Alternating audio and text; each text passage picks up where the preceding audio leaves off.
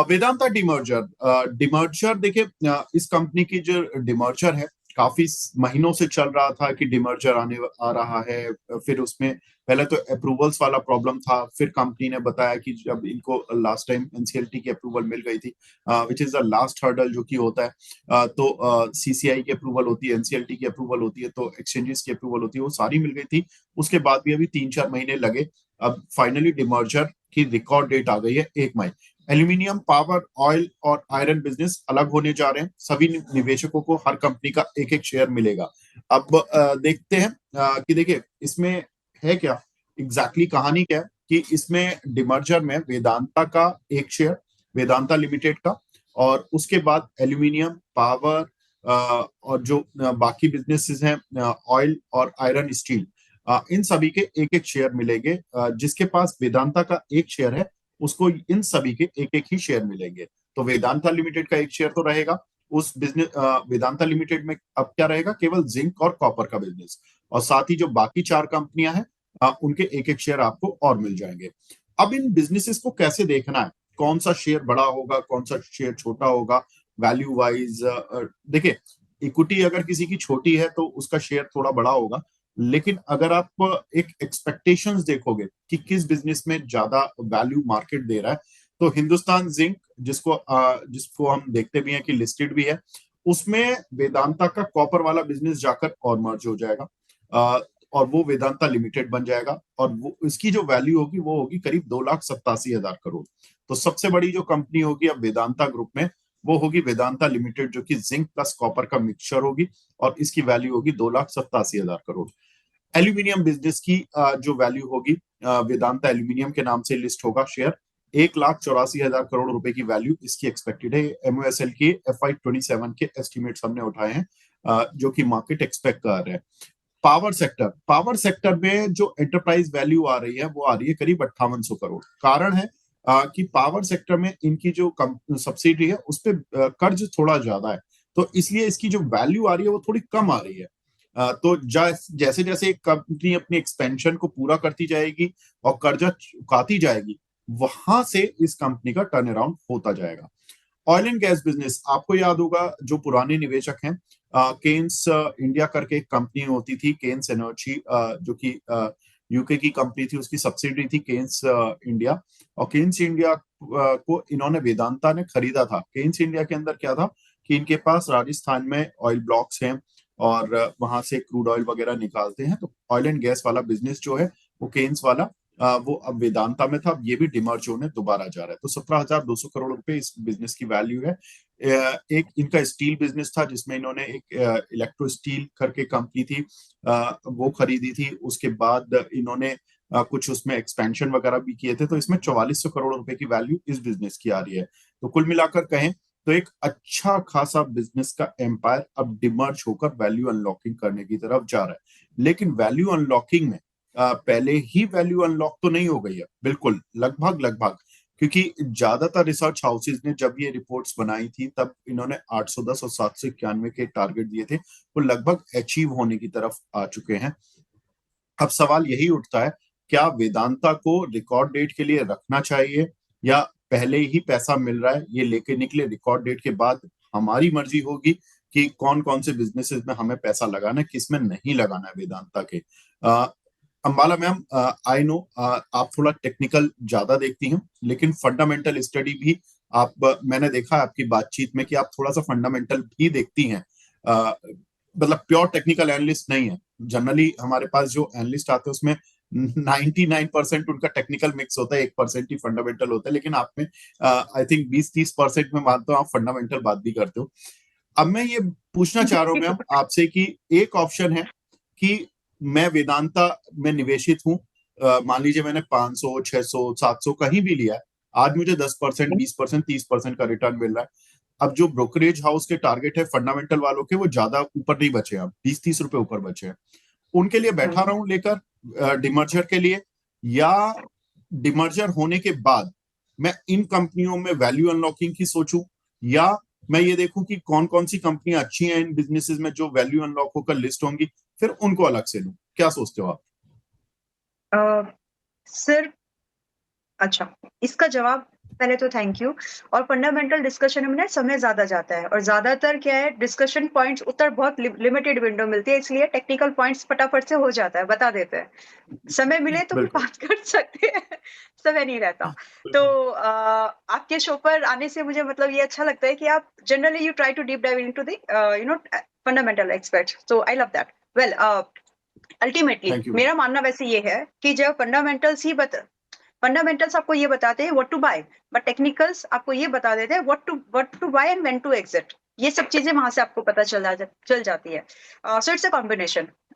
Well, बात जो मुद्दे की है, वीडीएल में एक डाउनसाइड एसेस करो पहले कि कितना, अगर आपने मान लो आपने आज खरीद लिया, मेरा व्यू ये है कि इसको डीमर्जर के लिए होल्ड करो, बट ऑन व्हाट ग्राउंड आप इसको अब वैसे मेरी रिकमेंडेशन डीमर्जर वाली अगर आप पूछेंगे तो मैंने इसको मोस्ट रिसेंट 690 पे रिकमेंड किया है। आई वाज एक्सपेक्टिंग कि 580 आ जाए तो बिल्कुल खरीदेंगे, मतलब पूछेंगे भी नहीं किसी को, मतलब आप खरीद लेना, लेकिन आ नहीं रहा था वहां पर। सो आई थॉट कि ठीक है, एक रिस्की एंट्री फिर से लेते हैं, फिर से इसलिए क्योंकि 450 पर भी रिकमेंड किया था मित्तल जी है।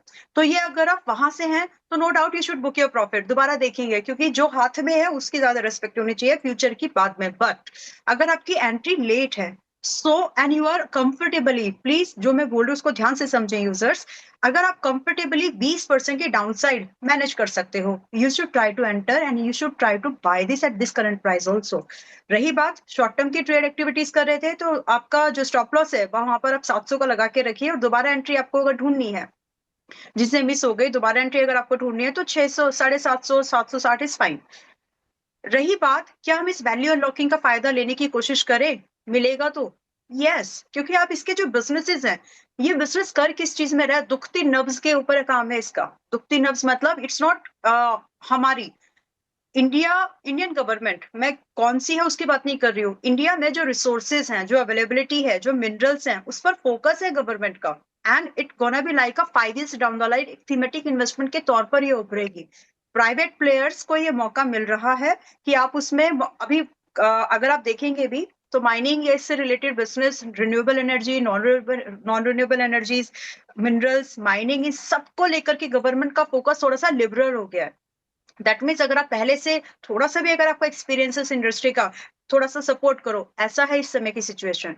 सो अनडाउटली आगे भी इसमें अपसाइड मूवमेंट कंटिन्यू होगी। मेरे दिए हुए टारगेट्स मुझे तो याद है, मैं अभी भी इसमें बुलिश हूँ, 1000 तक के टारगेट है मेरे, और जो कि इस साल 2026 की मेरी एक्सपेक्टेशन है कि आ जाएंगे। तो अगर आप हो और ये चीज को समझते हैं, you can handle up to 20% decline from the current price. अगर आप आज एंट्री कर रहे हो या फिर 460 के 760 पर अगर आप एंट्री कर रहे हो, and you can manage to hold with the 20% decline, क्योंकि हो सकता है जस्ट एक छोटा सा वोलेटिलिटी डिमर्जर से पहले वीक हैंड्स को निकालने के लिए हमेशा ऐसा होता है। तो if you can manage that, आप अब भी एंट्री बना करके रख सकते हैं, क्योंकि अभी रिकॉर्ड डेट आई नहीं है, और ये आपके लिए फायदा होगा, क्योंकि जो जो बिजनेस इसमें ये अनलॉक, ये डीमर्ज होकर के वापस लिस्ट होंगे, वो सारे डिमांडिंग बिजनेस हैं सारे। आप कोई भी मटेरियल लो, आई मीन कोई भी मिनरल लो, सारे डिमांडेड है। और नेचुरल गैस की बात करेंगे तो मतलब इट्स, कोई दे दे बस, अभी तो ऐसा है सिचुएशन गवर्नमेंट की, कोई बस हमको ये प्रोडक्ट दे दे, राइट। होप कि आप इस चीज को, उस चीज की इंपॉर्टेंस को समझ रहे हैं। So for me, if you are not invested yet, try to be get invested in this. और रही बात जो स्टॉक्स ऑलरेडी हिंदुस्तान जिंक जैसे हैं, वो तो अभी 495 पर है, वो तो अभी चला भी नहीं है। मतलब मेरी नजर में 500 से 600 आना हिंदुस्तान जिंक के लिए इट्स नॉट इनफ। इसकी जर्नी बहुत बड़ी है, मल्टी सेक्टर्स में, इंडस्ट्रीज में इसके प्रोडक्ट्स यूज होते हैं जिंक। तो I mean try to get invested, अभी भी लेट नहीं हुआ है, और आपको धोखा नहीं मिलेगा, क्योंकि प्रोडक्ट्स जो हैं वो प्रोडक्ट बढ़िया है और आगे उनकी डिमांड रहेगी। ये सारा जो सारा जो आपको थोड़ा सा इंसाइट देने की कोशिश की है, just focus about the company, just focus about the product, कि वो प्रोडक्ट में क्या काम करें, और वो इस समय की हॉट प्रॉब्लम है। तो उस चीज पर अगर आप काम करेंगे, यू गोना मेक समथिंग। हाँ, वॉलेटिलिटी आएगी up to 20%, if you can manage, it's a good thing to enter. बिल्कुल ठीक है। तो ये दोनों काउंटर पर आपको व्यू मिल गया है अंबाला मैम का। मैं एक चीज देखिए, ये जो वैल्यूएशन वाला पार्ट है, वेदांता का बिजनेस वैल्यू, जरा इसको एक बार शीट को दिखा दीजिए।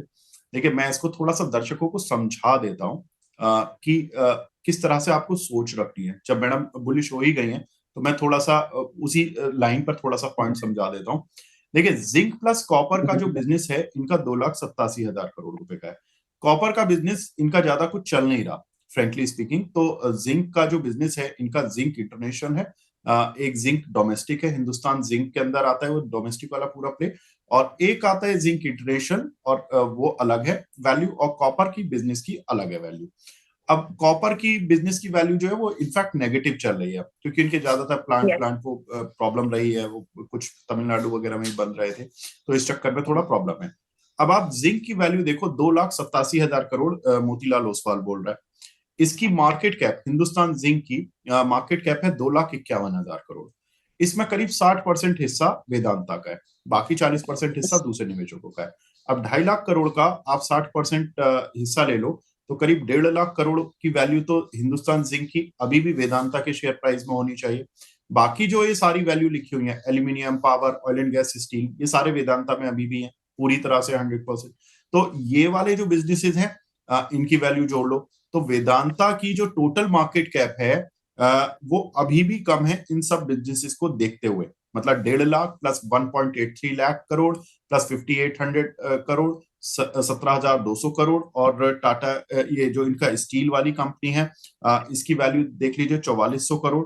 तो इन सभी की वैल्यू जोड़ोगे तो इसकी जो मार्केट कैप है वो अभी की मार्केट कैप से ज्यादा बैठ रही है, वैल्यू ज्यादा बैठ रही है। 2,86,000 करोड़ रुपए की वेदांता की मार्केट कैप है, उसमें 1.5 लाख करोड़ आप जिंक वाला जोड़ो, 1,1380 आप एल्यूमिनियम वाला जोड़ो, पावर का जोड़ो, ऑयल एंड गैस का जोड़ो, स्टील का जोड़ो, सारी वैल्यू मिला के बहुत ज्यादा बैठ रही है जो करंट मार्केट कैप से। तो एक पॉइंट तो ये बना। अब दूसरा पॉइंट Yes. यही बना कि जिंक वाला बिजनेस और बाकी जो बिजनेसेस हैं तो ये जब लिस्ट होंगे तो इनकी वैल्यू अनलॉकिंग जैसे जैसे होगी तो उसमें निवेशकों को फायदा मिल सकता है। तो अभी भी बुरा सौदा नहीं है, अंबाला मैम भी बोल रही हैं। हालांकि जो ब्रोकरेज हाउसेज हैं उनके टारगेट एक बार के लिए अचीव होते हुए दिख रहे हैं। तो अगर आपको कोई शॉर्ट टर्म प्ले करना है या मीडियम टर्म प्ले करना है, आप देखना चाह रहे हो, ठीक है, मैडम कह रही है कि 1,000 रुपए इसकी वैल्यू बनती है। अगर 1,000 रुपए आ जाएगा तो लगभग उसी वैल्यू पर पहुंच जाएगा जो इन ब्रोकरेज हाउसेज की रिपोर्ट भी बोलनी है। तो बिल्कुल ठीक है मैम, बहुत अच्छा ऑब्जर्वेशन आपने किया, thank you so much Thank you. इस ऑब्जर्वेशन को हमारे साथ शेयर करने के लिए। अब देखते हैं कि वेदांता में कितनी वैल्यू बनती है। तो thank you so much ma'am हमसे जुड़ने के लिए भी। आप अपना डिस्क्लेमर दे दीजिए। जी, तो मित्तल जी, आज भी हमने जितने भी स्टॉक्स के बारे में, ज्यादा तो नहीं बट फंडामेंटल डिस्कशन में इसलिए समय ज्यादा लगता है वो एक कंसर्न आता है। टेक्निकल में आप चार्ट देखो 10 स्टॉक कवर कर सकते हो, पर फंडामेंटल टेक्स टाइम लेता है। 2:10 का रेशियो चलता है, काइंड ऑफ रेशियोज की बातें जी होने जी लगी है यहाँ पर भी। चलो वेल, जितने भी स्टॉक्स पर मैंने जो भी बातचीत की है, इनमें से किसी भी स्टॉक में कोई कॉन्फ्लिक्ट ऑफ इंटरेस्ट मेरी तरफ से नहीं है। यस, मैं मेटल ईटीएफ्स में इन्वेस्टेड हूँ, लेकिन किसी ऐसे स्टॉक में नहीं जिसमें यहाँ पर मैं आपको बात कर रही हूँ। नो डाउट हमारे मेंबर्स के पास वीटीएल 450 के भाव से है, अभी भी है, तो ये एक अलग व्यू है। मैं लॉन्ग टर्म पोर्टफोलियो की बातचीत की है, ये दैट्स अ डिफरेंट थिंग। बाकी इसके अलावा और भी स्टॉक्स ऐसे हो सकते हैं, अगर हम लोगों ने डिस्कस किए हैं मेंबर्स के पास में, स्मॉल केस पोर्टफोलियोज में। और मेरी तरफ से कोई कॉन्फ्लिक्ट ऑफ इंटरेस्ट नहीं है। Trading and investment both are subject to market risk, उसको समझते हुए ही काम करिए। पास्ट परफॉर्मेंस कितनी भी अच्छी क्यों ना हो, उससे इंप्रेस होकर के फ्यूचर में ही वैसा होगा, इस चीज का डिसीजन कभी ना ले। फाइनेंशियल एडवाइजर से बातचीत जरूर कर ले before making any investment decision और any trading investment decision if you are making, तो अपने फाइनेंशियल एडवाइजर से जरूर पूछ ले। और सेबी के रजिस्ट्रेशन, एनआईएसएम का certificate is no way of guarantee कि फ्यूचर आपको कोई प्रॉफिट होने वाला है। It's all depend on market circumstances, your decision making, your execution, and of course your G risk appetite. Thank you so much for having me here.